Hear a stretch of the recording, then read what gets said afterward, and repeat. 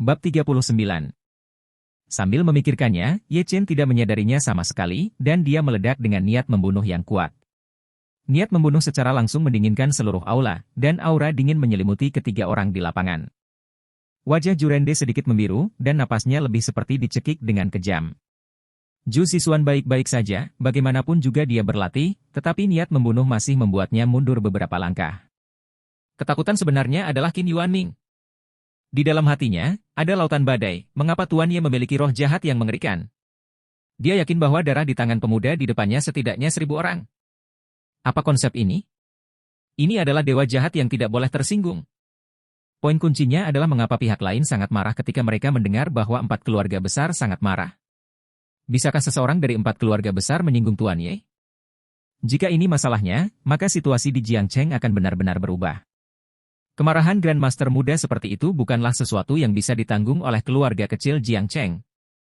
Tuan Ye, kamu, Jurende benar-benar tidak bisa menahannya, dan menarik Ye Chen kembali dari ingatannya dengan suara serak. Baru pada saat itulah Ye Chen memperhatikan beberapa orang di depannya, wajahnya sangat berubah, dan dia dengan cepat mengambil kembali mati lemas, dan berkata dengan meminta maaf, Ju Tua, apakah kamu baik-baik saja? Aku baru saja memikirkan sesuatu.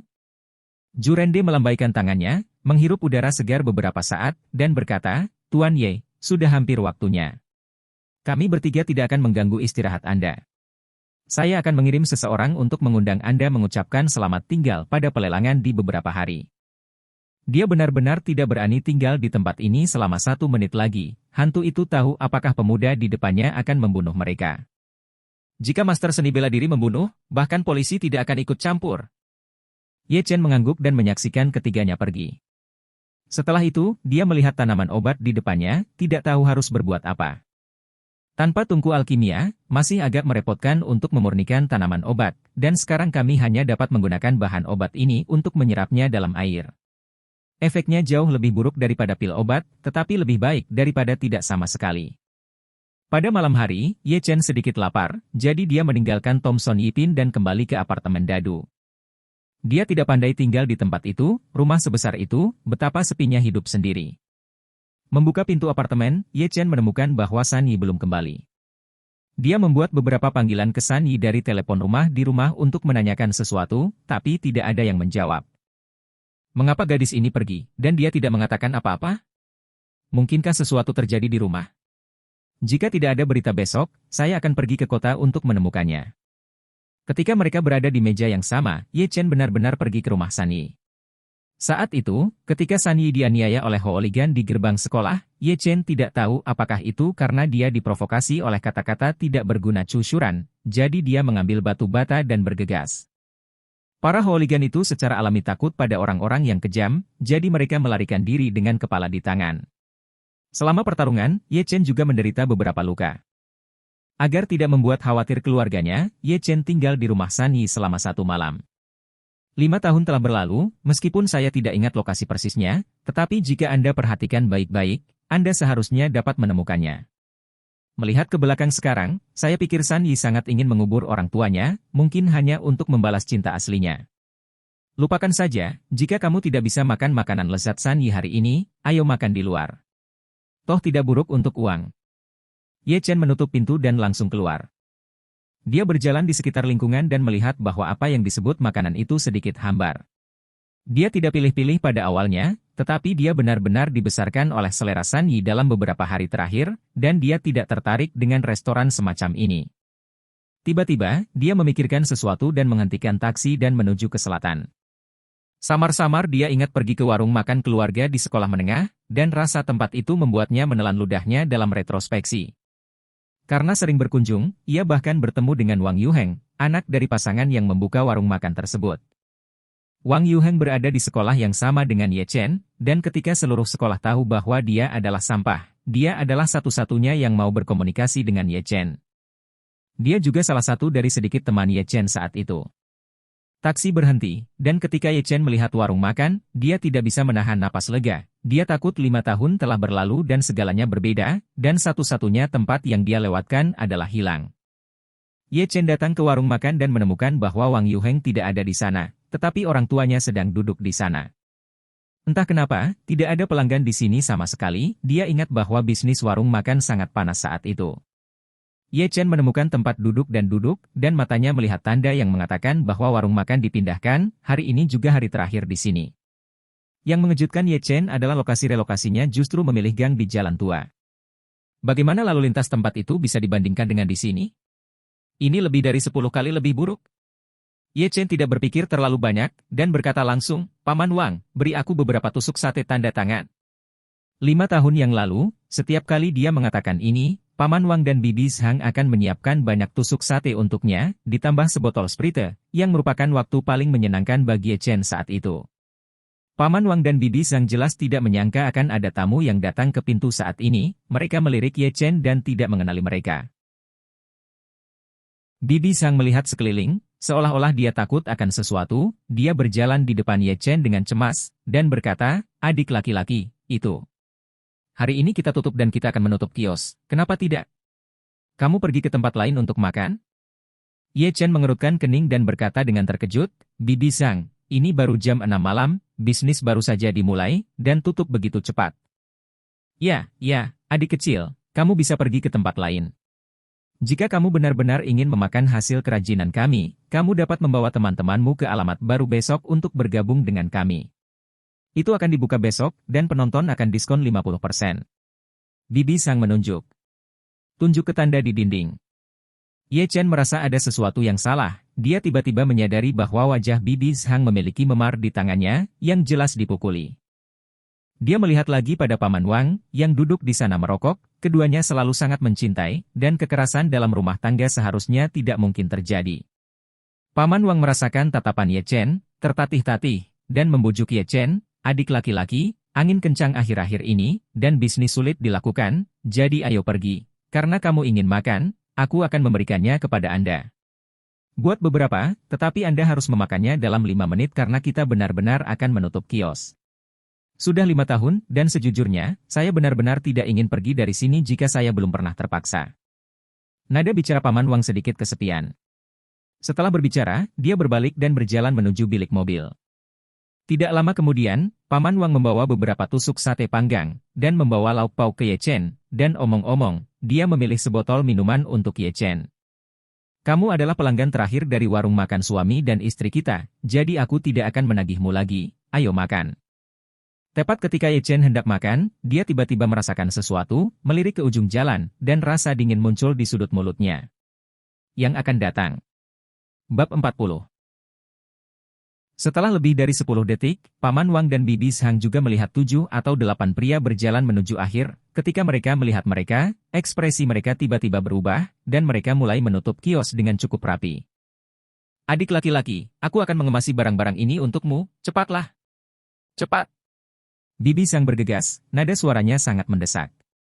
Ye Chen tidak tergerak, "Mengapa kamu pergi? Adik laki-laki, kamu masih muda dan tidak tahu beberapa aturan. Jika kamu tidak pergi, diperkirakan kamu tidak akan berakhir dengan baik." Bibi Zhang memohon. "Oke." Nada suara Bibi Zhang semakin bergetar. Tepat saat Ye Chen hendak berbicara, ledakan keras terdengar di telinganya. "Saya melihat bahwa pria berompi hitam telah datang ke stan, dan yang pertama dengan kepala botak mengenakan kalung emas terlempar dari meja di sebelah Ye Chen. Benda-benda berserakan jatuh ke tanah, cukup berantakan. Yo, Pak Tua, ya, masih ada pelanggan yang mau datang." Kepala botak itu menemukan bangku dan duduk, dan bahkan melirik pemberitahuan perubahan toko di dinding. "Yo, ternyata hari ini adalah yang terakhir. Hari, besok akan berubah di mana tempatnya. Bagaimana kamu pindah ke gang itu?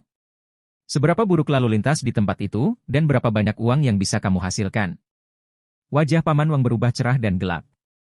Dia melirik kepalanya yang botak dan berkata dengan senyum, "Minta maaf, Tuan Tiger, itu. Anda memiliki banyak orang dewasa, jadi jangan mempermalukan bisnis kecil seperti saya." Setelah berbicara, Paman Wang mengambil inisiatif untuk mengambil semua uang di kabinet, dengan hati-hati menyerahkannya, dan berkata sambil tersenyum, "Tuan Harimau, ini adalah sumber dari semua orang saya hari ini. Saya menghormati Anda. Lihat. Terjebak." Master Harimau berkepala botak itu melirik uang itu dan menamparnya. "Bagaimana dengan uang kecil ini untuk membayar pengemis? Mengapa begitu sulit untuk meminta Anda menyiapkan 50.000 biaya perlindungan? Apakah Anda pikir saya tidak akan mengecewakan Anda jika saya pindah tempat? Mimpi. Percaya atau tidak, saya akan hancurkan toko barumu besok. Biarkan kamu membukanya tidak mungkin. Begitu kata-kata ini keluar, wajah Paman Wang menjadi sangat pucat. Dia berpikir bahwa jika dia berubah ke tempat seperti itu, tidak akan ada lagi hal di depannya. Saat ini, vampir ini terjerat dengan mereka. Mereka memiliki usaha kecil dan tidak mampu untuk menghabiskan begitu banyak. Bibi sang gemetar ketakutan sebagai seorang wanita, tidak ada gunanya baginya untuk berdiri. Orang-orang ini bahkan akan mengancam nyawa mereka. Lord Tiger melirik uang di tanah, memuntahkan seteguk air liur, dan memerintahkan, saya masih di sini saat ini besok, saya hanya ingin melihat 50.000 yuan, 50.000 yuan ini menjamin bisnis Anda sedang booming, jika tidak, percaya atau tidak, jika Anda berani membuka toko, saya akan berani menghancurkan toko. Setelah selesai berbicara, Hui melambaikan tangannya dan berjalan langsung keluar. Tapi sebelum dia mengambil beberapa langkah, sebuah suara dingin terdengar di belakangnya. Apakah aku membiarkanmu pergi? Langkah kaki harimau berhenti, dan tubuhnya tampak kaku. Dia menoleh, hanya untuk memperhatikan Ye Chen yang sedang makan tusuk sate. Dia mencibir, berbalik, duduk tepat di samping Ye Chen, dan berkata, wah, apakah kamu baru saja berbicara dengan Lao Zu? Chen Ye menggigit lauk dengan sumpit dan mencicipinya dengan hati-hati. Setelah beberapa detik, dia memandang Lord Hu dan berkata, aku tidak berbicara denganmu, apakah aku berbicara dengan seekor anjing? Begitu kata-kata ini keluar, tidak hanya adik laki-laki itu yang tercengang, tetapi bahkan Paman Wang dan Bibi Sang menjadi pucat karena ketakutan.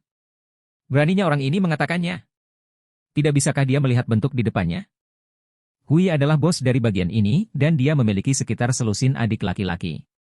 Berapa banyak orang yang menatap matanya dan melakukan sesuatu.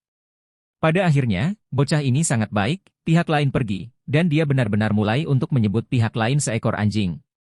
Orang ini takut otaknya tidak terlalu bagus. Berani marah di depan Lord Tiger. Sudah mati sekarang.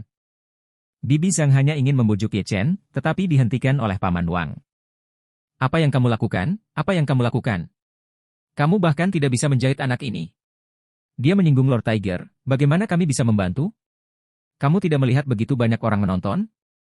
Bibi Zhang melirik 7 atau 8 gangster yang menatap mereka, dan dia tidak berani berbicara. Mereka adalah orang biasa tidak peduli apa, beraninya mereka menghadapi bajingan ini? Pada saat ini, wajah Huye sedikit jelek, dia juga pemimpin bagian ini, tidak ada yang berani memarahinya dengan begitu arogan, dan bahkan di depannya. Pemuda ini tidak dapat menemukan kematian. Wah! Aku tidak peduli ke arah mana kamu sekarang kamu berdiri, berlutut dan bersujud 10 kali kepada Lao Zu, dan aku akan memotong tanganmu. Nada suara Tiger Master mengancam. Dia lulus dari sekolah seni bela diri Jiang Cheng, dan tidak ada yang berani menentangnya dalam hal pertempuran. Ye Chen menyesap minumannya, awannya ringan dan anginnya ringan, seolah-olah dia belum mendengar kata-kata pihak lain. Harimau sedikit marah. Bagaimana dia bisa begitu diabaikan selama bertahun-tahun? Ibumu, Tuan Tiger menampar wajah Ye Chen dengan tamparan. Dia akan menggunakan tamparan ini untuk mengajari orang lain bagaimana harus bersikap.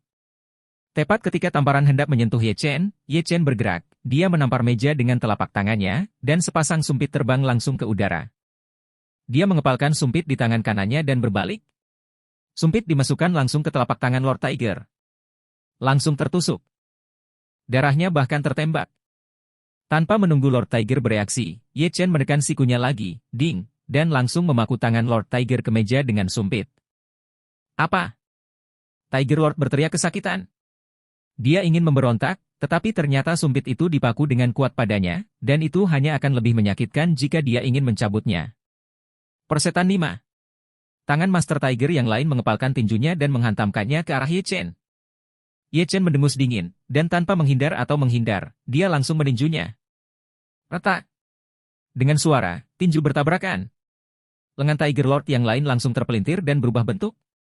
Tulangnya patah. Pembuluh darah biru di leher Tiger Lord yang sakit meledak, dan matanya penuh dengan darah. Dia ingin berteriak kesakitan, tetapi ketika dia hendak berteriak, Ye Chen mengangkat telapak tangannya sedikit dan membuatnya menutup mulutnya. Kemudian jepret. Bang!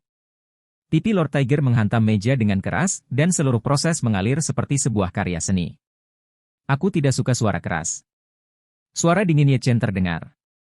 Mendengar kalimat ini, Huye tercengang, dan tubuhnya gemetar ketakutan. Dia tahu bahwa kali ini tendangannya sangat keras. Latihan keluarga. Harus menjadi pelatih. Dilihat dari tembakan lawan, kekuatannya jauh melebihi miliknya, kuncinya adalah setiap gerakan membuatnya tidak punya hak untuk melawan. Metode Ye Chen langsung membuat takut semua orang yang hadir. Meskipun mereka tidak mengerti seni bela diri, mereka bisa menebak bahwa Ye Chen adalah seseorang yang tidak bisa dikacaukan dengan melihat postur ini.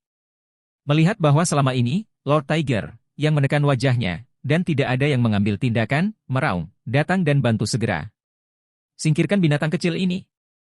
Para bajingan itu sekarang sadar, dan mereka mengambil botol bir kosong dan bersiap untuk bertarung. Sebuah suara dingin perlahan turun. Siapapun yang berani mengambil langkah maju akan mati.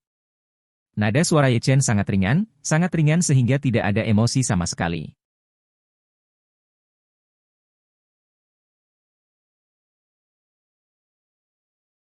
Selama mereka mengambil langkah, mereka pasti akan mati. Orang itu benar-benar. Mendengar kalimat ini, para bajingan itu tidak berani bergerak sama sekali, mereka seperti jatuh ke dalam gua es. Suara itu sepertinya memiliki kekuatan sihir. Selama mereka mengambil langkah, mereka pasti akan mati. Orang itu benar-benar berani membunuh.